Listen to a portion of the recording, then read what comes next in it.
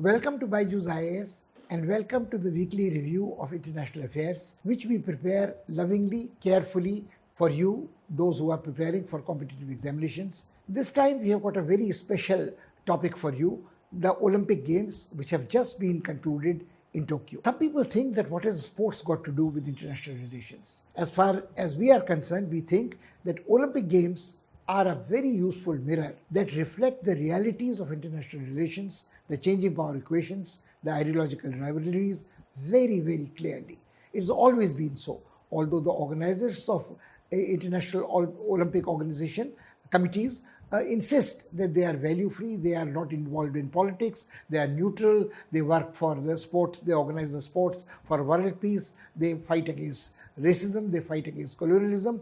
But in reality, we always see that there have been double standards, and the Olympic organizing committees have not been entirely able to live up to this promise or claim. So it was this time in Tokyo. But what makes these games special is that they were held in times of the pandemic coronavirus, when the Japanese capital had itself declared an emergency.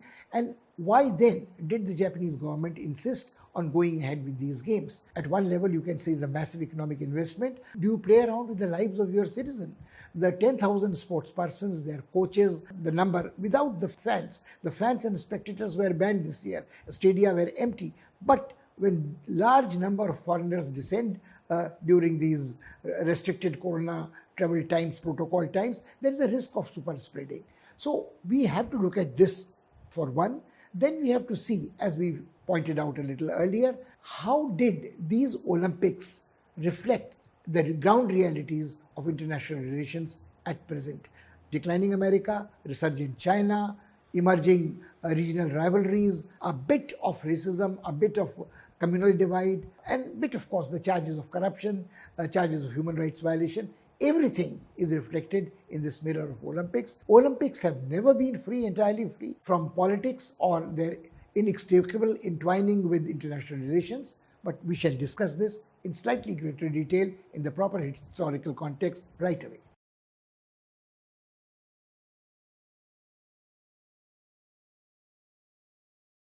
First of all, there is a need to look quickly at the events that took place in the Tokyo Olympics. And what comes to mind, first of all, is the medals tally. From time immemorial, ever since the Olympic Games were started, the victors and losers carried a lot of prestige with them. Not only the victors, but also the losers for having participated at the highest level of sport and displayed their prowess. When Olympic Games were revived towards the end of the 19th century, the same spirit was there. And countries try to compete with each other, hopefully with great sense of sporting spirit, let the better man win. But there is always a desire to perform better than the rivals, higher, longer, faster. And this leads to a rivalry in the ideological field. When you look at the medals tally, this year there was almost a tie between the Chinese and the Americans. Then came the other nations. It came Britain, France, organizing committee of Olympic Games in Russia. We'll come to that, why the Russians were not competing under their own flag and what had happened. But for the past, ever since the Cold War, past half a century and more, people have been trying to correlate the success at the Olympic Games with the superiority of a particular social and economic system.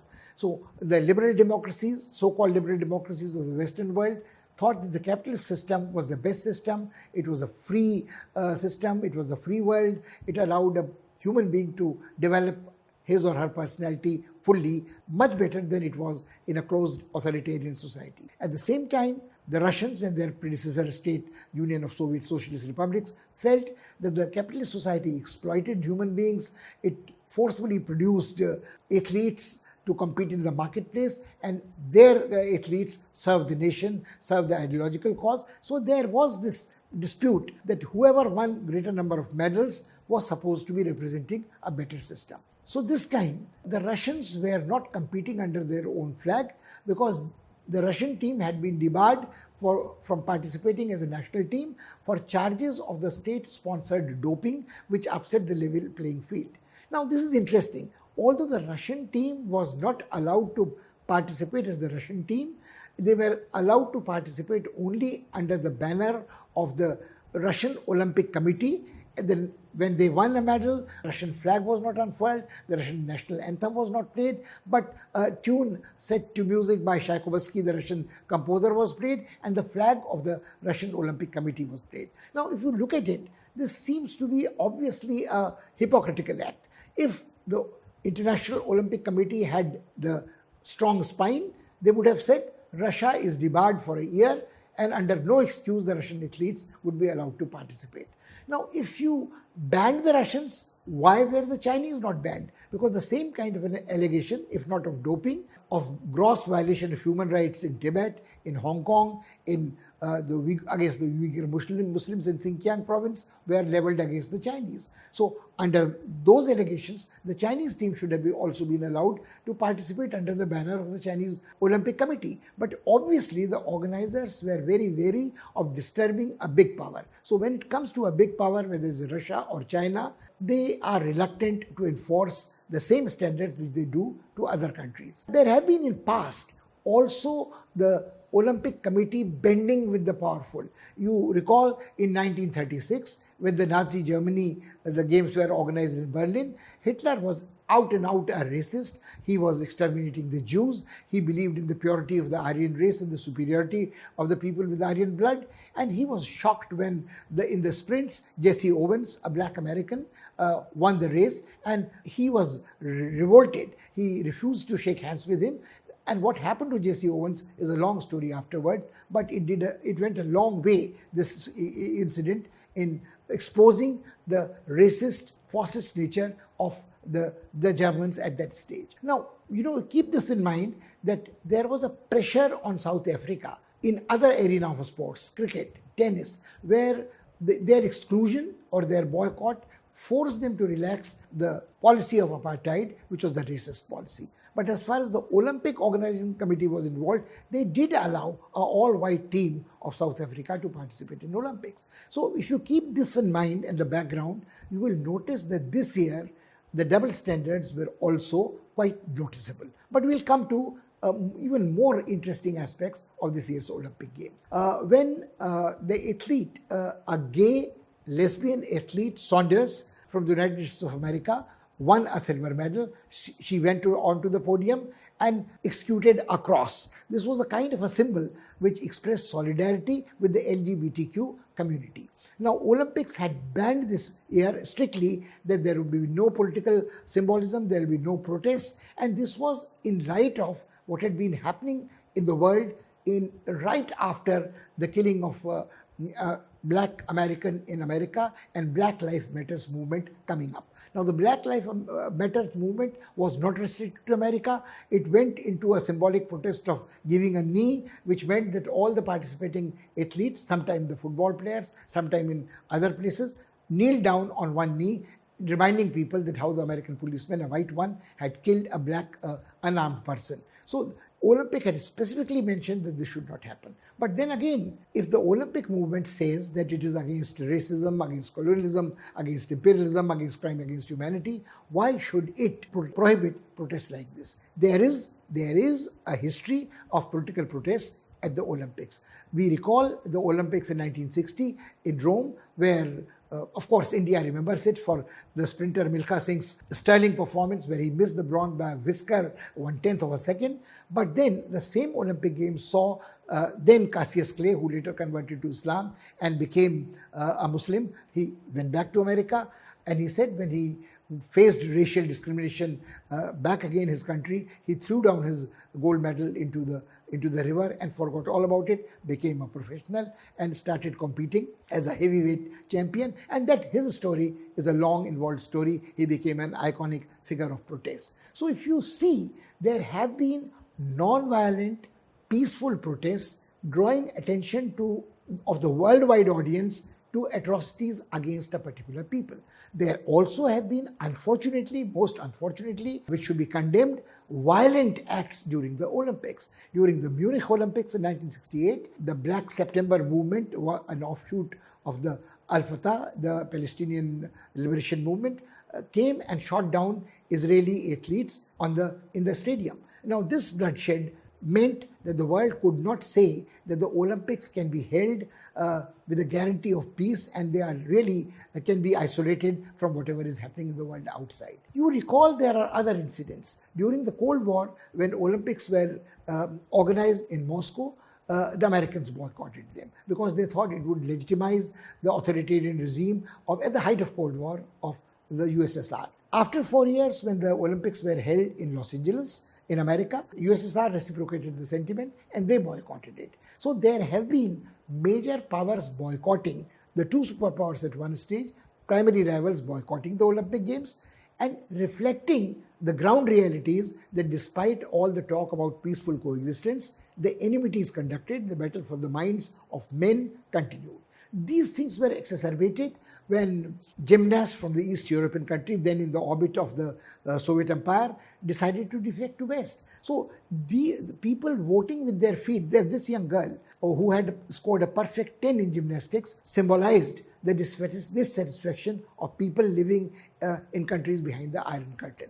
Now, these are examples which tell us that while India has reasons to be very happy about the medals tally this year, we acquired more number of medals, gold, silver, bronze than ever in the past, including the pioneering first gold medal in athletics. The questions which are more disturbing, the Indians at least were distracted from. We are so happy with our success on the track and field events that we forgot that what many thought was a sideshow was actually the principal focus of the dynamics of international politics. Decline of United States, the ascendancy of China, the resurgence, the Russians accepting their subordinate, if not subordinate, secondary role in the sports arena, but to live to fight another day. Smaller countries were very proud that this is the time when they can register their existence or their presence on the in the arena of international relations. We are told that 206 nations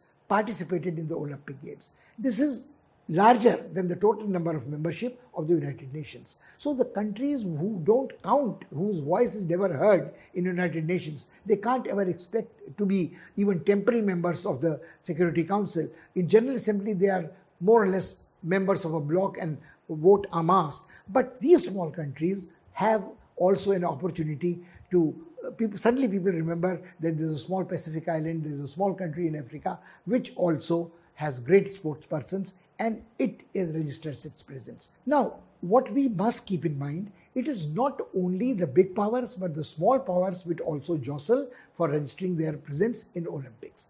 There are other issues which might be there. We talked of a protest of Saunders, who was representing LGBT community. We mentioned in passing the prohibition of the kneeling for the Black Lives Matter movement and the continuation. But when we come to other protests, there were gross violations of human rights in a country like Belarus. And the dictator who has fraudulently managed to stage manage an election and won another term of office. At one time, the protest movement seemed to shake him, but then with Russian support, with Putin's support given unquestioningly, unhesitatingly, Alexander Lukashenko has tried to ride roughshod over the dissenters. There was a young 20 plus years athlete, woman who was participating for Belarus in these. She actually could not participate because according to her version, her coach told her to participate in an event, 100 meters sprint, for which she had not prepared. And when she was reluctant to do so, she was told that she was being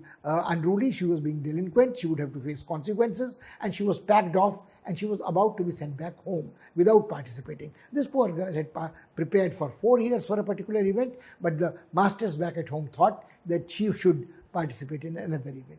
When she was worried about what would happen to her when she went back home, she decided to give up her family, friends back at home. With support of the Japanese police personnel, she took refuge, asylum in Polish embassy in Japan. Now, if you keep that in mind, you have to see the role which Olympic Games play not only in defections of an athlete, but raising the issue of suppression of human rights, freedoms, democracy in a tyrannical authoritarian country. Of course, Alexander Lukashenko was like any other dictator, full of bluff and bluster. He said, let Western countries do what they want to do. Let them impose more sanctions on Belarus. He used an ugly phrase, let them stuff their sanctions. I don't care. I will continue like this. And he alleged that this girl was being manipulated by forces inimical to Belarus who wanted to destabilize his regime. Because this girl's defection from Belarus to Poland raised issues of what was happening to other dissenters. Another dissenter was found hanging in Ukraine, and there were allegations by his family that he had been murdered. And keeping in mind the way Russians and the East Europeans treat their dissenters, there are legitimate suspicions that the only opportunity for a sports person to raise these issues is an arena where the whole world is watching. Maybe there are no spectators in the stadia, but all events are being telecast, all protests are being magnified by television and internet, and so this probably is the forum where this can happen. You keep in mind other things which were happening here. You know what happened was, it is not only the sports persons from guest countries who were participating in Olympics were raising these issues. There were problems of contestants. There was a very interesting, karate was introduced for the first time during these games, and the final was contested between a Saudi and an Iranian. Now the whole world knows that the two adversaries in the Muslim world, in the Middle East, competing with each other, sometimes violently, for leadership are Iran and Saudi Arab. The Saudi launched a kick, which is against the rules, on the neck of the Iranian challenger and the Iranian competitor, and the Iranian fell unconscious on the ground. On point tally, the Saudi contestant should have been awarded the gold medal. But when the referee found that he had used not below the belt but above the neck kind of a kick, which was not allowed, his gold medal was given over to the Iranian. After some time, the Iranian regained his consciousness. He had to be carried on a stretcher from the arena. But when he came back, he did not exactly hug the Saudi Arabian who had given him this foul kick, but both of them on the podium were there and things seemed to normalize. Now, can you imagine, again there was a contest where an Indian and a Pakistani were fighting. And when the Indian got the top spot, he had the sporting spirit to say that the Pakistani should have been on the podium with him to receive maybe the silver medal, and he would have enjoyed it more because that would have been a victory of Asia and South Asia. The Pakistani sportsperson reciprocated equally gentlemanly manner and said that he complimented his rival for these hopes and wished him well for his career in future. Now there are two very different aspects. Does this mean that the civil society has no problems? Not quite. What happened between the Indian contestant and the Pakistani contestant, very different from what happened. No smiles between the Saudi and the Iranian contestant, but then other issues are there also. Maybe if you lose a match, as used to happen in past, as long as the final was contested in hockey between India and Pakistan, there were extreme feelings of chauvinism and nationalism displayed. Well, not exactly by only one side, but by both sides. National pride gets involved, and that becomes problematic. There also is yet another aspect of international relations which we must see. That is what happens to refugees. Now, lots of people in the world have been rendered refugees. The Afghans, the Syrians, people living in the drought-stricken regions of Africa. And where do they go? If they go to a country, can they participate under that country's color? Will the country give them travel documents and the legitimacy? Because the countries would say that if you give this kind of a recognition to a refugee, it sort of legitimizes his illegal intrusion into a claim for permanent residency and so on. But there were Syrians contesting here. But even more interesting are some other things.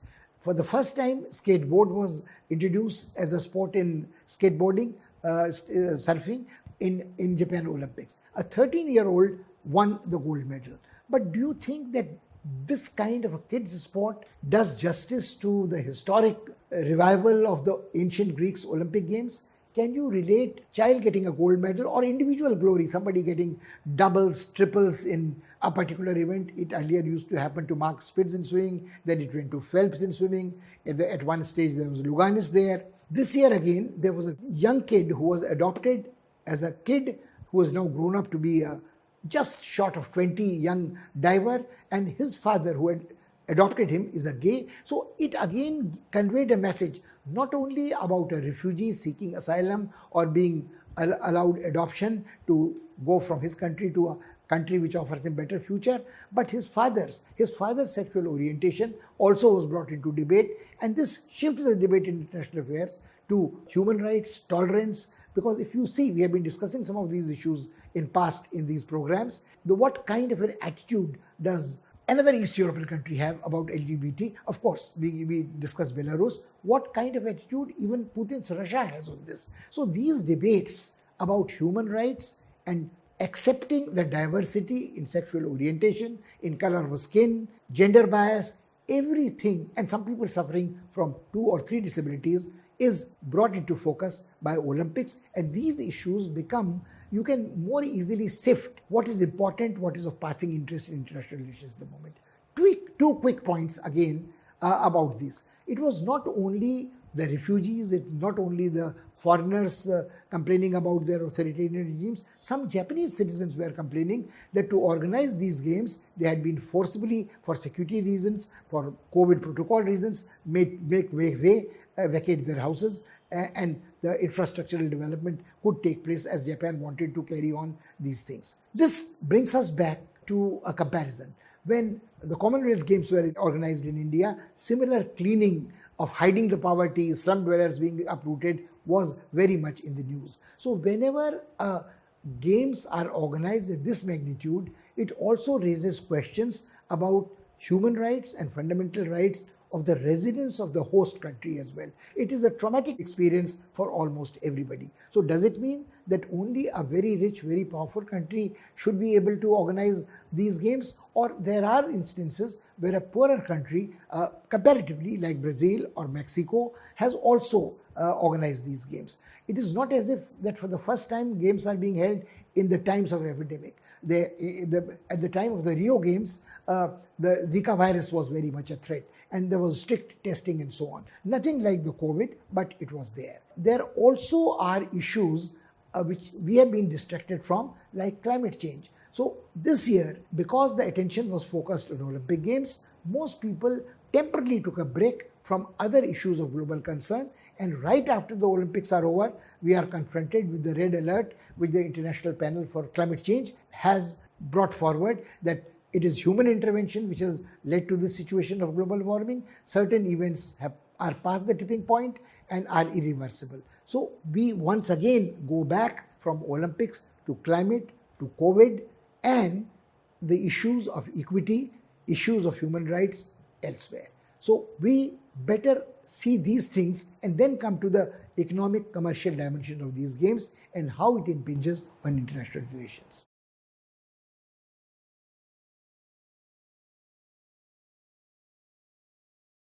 The economic dimension of the Olympic Games is no less important. And the economic dimension includes a commercial aspect which needs to be explored a little more deeply. It has been estimated that the cost of the Tokyo Olympics was $30 billion.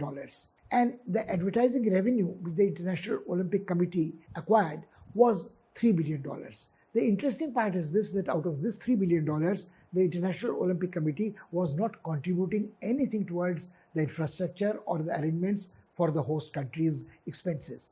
The Japanese spent $30 billion in the hope, when they committed to organizing the Olympics, that spectators would come, tourism would be promoted, they would spend money in Japan, and the infrastructure would be showed off. Now, unfortunately, because of the corona pandemic, the spectators could not come, they had to be banned, and much of this revenue which Japan expected is not likely to flow to it. So it's going to probably end up with a bottom line which is not profit but loss in red.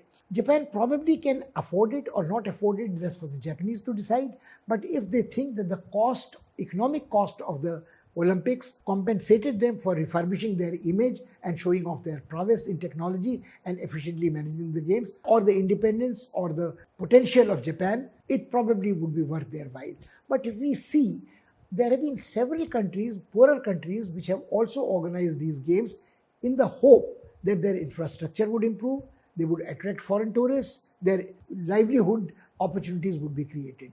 The Rio's case is one, but Mexico can be cited as another case. But the interesting part is that the only country which has made good use of Olympics is probably United Kingdom. When the London Olympics were organized, they promised that lots of this money would be spent for development of sports. When they were preparing for having the Olympics, and it is reflected in the medals tally this year. Medals tally this year shows clearly that Britain has used the Olympics well. Now, the problem is that when in a poorer country the Olympics are organized, or in an economically disadvantaged country they are organized, these hopes are belied because the ruling elite in these countries give contracts for infrastructural development or refurbishment to their friends. There are charges and allegations of corruptions, and these infrastructures, which are supposed to be of lasting value, long shelf life, of use of common people, go waste. They are not maintained. They very easily are ruined, are in a state of disrepair, and a lot more, shall we say, undesirable elements come to. The sex comes to the Olympic city, the drugs come to the Olympic city, crime rate increases after the Olympics, and this is the experience of very many countries which have done that. This doesn't happen in countries which are rich and powerful, like countries like United States of America, countries like Canada, countries like Australia, where they have a quality of life, they have a resources to spend on these games, and probably have the skill and the willpower to maintain the infrastructure better. Now, what we like to submit for your consideration is, again, the same question. It's not the medals tally. Why is it that India has not been able to bid for Olympics? Now, next 3 Olympics are already decided. The Olympics will go to Paris after this. After that, they will go somewhere else. With the next 3 Olympics means 12 years, there is no scope for India hosting an Olympic, which probably is a good thing. We probably should have priorities other than a flawed Olympics, which will distract us from more pressing issues in domestic politics, in international politics. But just a point to ponder. Can we organize or participate in sports, not only Olympics? The kind of money which has been promised to people who come back with medals, crores of rupees, wouldn't that be better spent on no ill will against the sports persons? They should be honored, they are national heroes, but should the government not focus on providing sporting opportunities for average citizen, non-competing, non-professional sports persons, and generally spend the resources on health, employment, education? Maybe then, and then only, you would have a catchment area where from more medal winners will emerge. This is what countries like China, smaller countries, have shown us.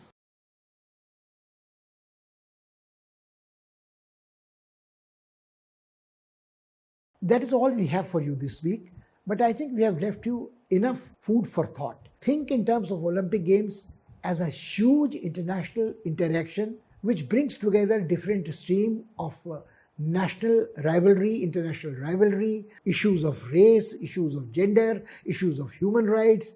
We carry on, in some cases, contestations, competitions, rivalries, sometimes explosive, into the sports arena. In other, it provides an opportunity of focusing on issues like human rights, gender justice, to world at large, and it gives an opportunity to broadcast a message about these issues. It also is a distraction from more pressing issues like the climate change, like the pandemic. Once the games are over, we can revert back to those pressing matters.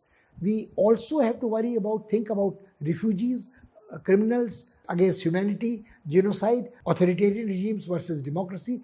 We have to reconsider all these issues.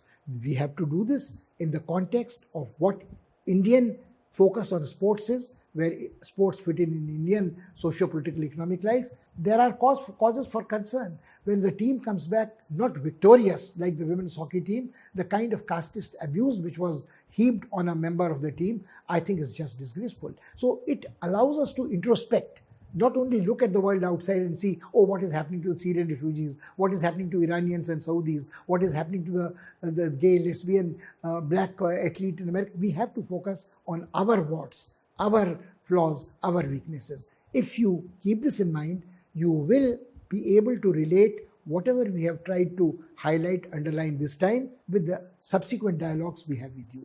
So, till we meet again next week, thank you and goodbye.